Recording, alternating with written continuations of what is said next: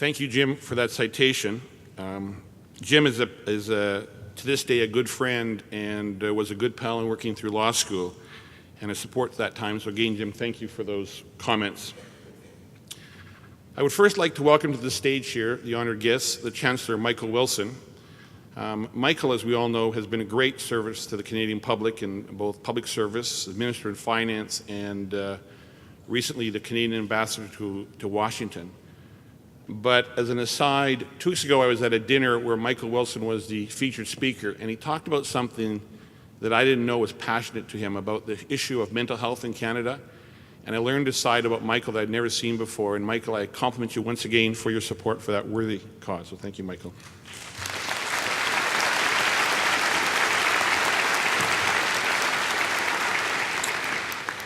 I would also like to welcome here President David Naylor from the University of Toronto.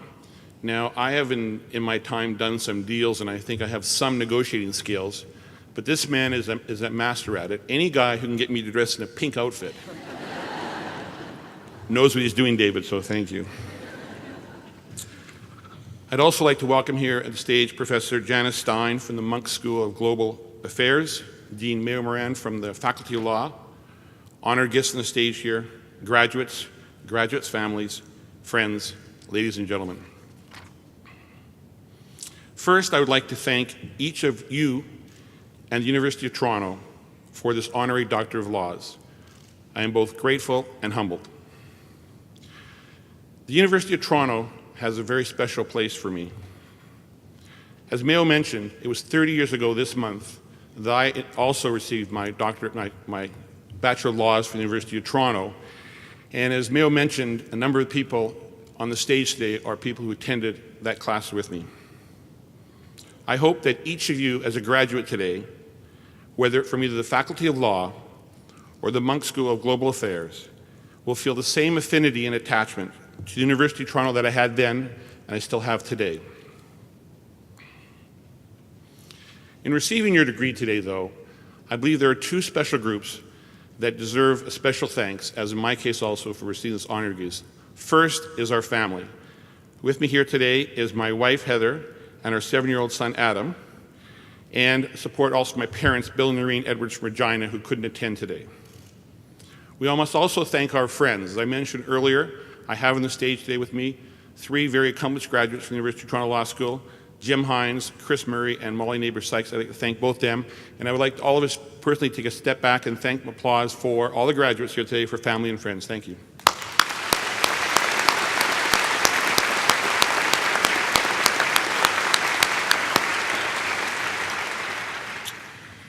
Now, in delivering this message today, this address, I'd like to leave you with two messages. However, before I proceed to my formal address, I have a cautionary note. As we know in Calgary, Toronto is the center of Canada and the Globe and Mail is the authority, so whatever the Globe and Mail says must be true. A recent Globe and Mail article talked about convocation addresses, and when I read it, it left me with 2 clear themes. First, few graduates ever remember who gave their convocation address or what was said. So I expect nothing less from any of you. However, you thought you were done. There is one more test. At the end of my speech today, I will have a test for each of you, and the first 3 people who win the award will receive a donation to a charity from me, and a charity of their choice from me, and I'll also take them as a gift to the next Calgary Flames Toronto Maple Leafs hockey game next year. So I pay attention for the test. And you'll have an opportunity to email an address, the answer, and the first 3 will get this small incentive. The second thing the article did, it quoted from a very smart man who said, quote, "The best convocation addresses have a strong line of narrative and a moral," end quote. This very smart man was one University of Toronto President David Naylor. So in making my address today, I will try to remember those 2 clear themes. As I stated earlier, there are 2 messages I wish to speak about today. The first message I want to talk about is the special nature of the degree you're receiving today from the University of Toronto, and how it will assist you in achieving your desired successes. As my friend Jim Hines talked about in his citation, he said, "You and your colleagues in this room today are among the best and the brightest in the country." So true. This degree being awarded to you today provides each of you with the tools and ability to achieve success in whatever venture you pursue and however you define success. Now, Jim talked about some of the successes I've been fortunate to achieve in his citation since I graduated from the Faculty of Law. But my story of success is very much a lesson for all of life and a lesson for all of us. After practicing law in Calgary for 5 years upon graduation, one of my best friends was diagnosed with a brain tumor and passed away shortly thereafter. This life event caused me to leave the practice of law and chase what was my true passion, business. Off I went from the practice of law. I invested my then life savings of $100,000 and borrowed $100,000 of debt and started an oil and gas company with $200,000, of which I own 10% of. With $2 million cash in the bank, we drilled our first potential gas well. And all the geologists told me that this gas well was going to be a sure thing and we'd be rich beyond our dreams. Guess what? The gas well was an unsuccessful well, or in the oil and gas business, it was a dry hole. And we just spent half of our $2 million in the bank. At this point, we needed to change our business approach. Remember, we only had $1 million left, and if you drilled another dry hole, I'd be back practicing law. Not that practicing law is a bad thing, but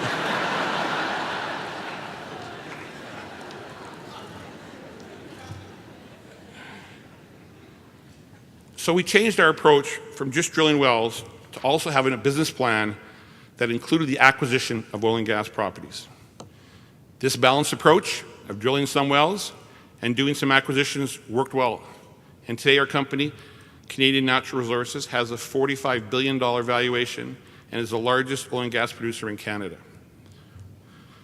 The dry hole early on taught me one of the most valuable life lessons. And Janice, in her introduction, also talked about a similar story. And that life lesson is whatever one chooses, you will have dry holes, you will have challenges. As Janice said, you will fail. But if you are determined, if you are flexible, and you're committed to your venture, you will achieve success over the long term. I believe strongly today the degree you're receiving from the University of Toronto equips you with those life skills to succeed after one has failures or dry holes. The second message I would like to leave you with is the principles I have found to be key in achieving success. There are 3 key principles that I've relied on in chasing my dreams and achieving success as an entrepreneur, and in other organizations I've been involved in, whether it be boards, charities, or foundation. These 3 key principles are what I call the 3 Ps. The first P is people. I believe strongly in the importance of people. To be successful in today's world, one needs to work with and be surrounded by skills and committed people. I've been fortunate over the years to work with a lot of good people, and it's been a big part of the success I've been able to achieve. What is required is teamwork, people working together, and making collaborative decisions. That is, in my view, the key to succeeding in today's global economy. The second P I have found out is a plan. In achieving success, I have found it essential to have a clear, well-defined plan and set clear goals. You need a map as to where you're going, and you need a plan as to where you want to get to. To achieve success, it is important to have a strategic plan of what one wants to achieve. And third, and the final P I've found, is passion. To achieve success, one has to be passionate about what you do. You have to love what you do. If you have passion for your adventures, whether in your career, your life, or family, you will succeed when others do not. But beyond those 3 Ps, I have discovered with my wife in the last number of years a 4th P. And this is based on lessons learned from our 7-year-old son, Adam. A year ago, Adam came home from school and said to us, much to our shock, "Mommy and Daddy, I have discovered the bad words." We said, "Oh." He says, "I know what dumb stands for, what D stands for." He said, "Dumb." I said, "Okay." He said, "I know what F stands for." We go, "Oh boy, this is really bad." He said, being a young Donald Trump, fired. And then he said, "I know what the P word stands for, which is poop." We felt a little better, okay. So beyond the first 3 Ps, people, plan, and a passion, the 4th P that I've come to understand is poop, and in particularly pony poop. And the story that we learned from this Adam was the magic of children. And this story involves two kids. One a child whose parents were graduates from the University of Toronto, and one a child from elsewhere. These 2 children have access to 2 rooms. One room is full of toys, and one room is full of pony poop. Child X from elsewhere picks the room with toys thinking he'll have fun. But no, the kid whose parents are University of Toronto graduates picks the room with pony poop in it. When asked why he picked the room with pony poop, he said, "With this much pony poop in the room, there must be a pony."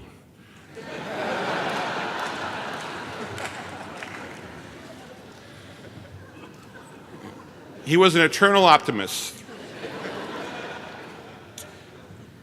So all of your graduates, as you leave here today, be like the University of Toronto child and be an optimist.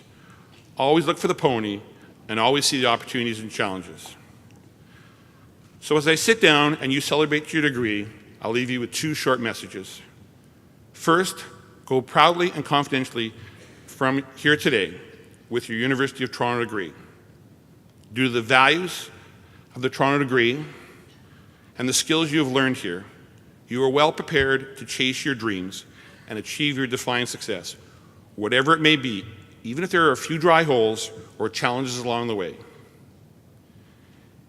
Second, to achieve success, if one follows what I believe are the 3 Ps, people, plan, and passion, with a little pony poop for optimism,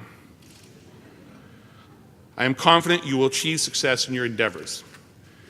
So, to see how many actually listened to the speech, I will say that the first 3 graduates today who email back to my email what the 3 Ps are, I'll make a donation to the charity and take them to the next Flames Leafs game. Flames Oilers, no.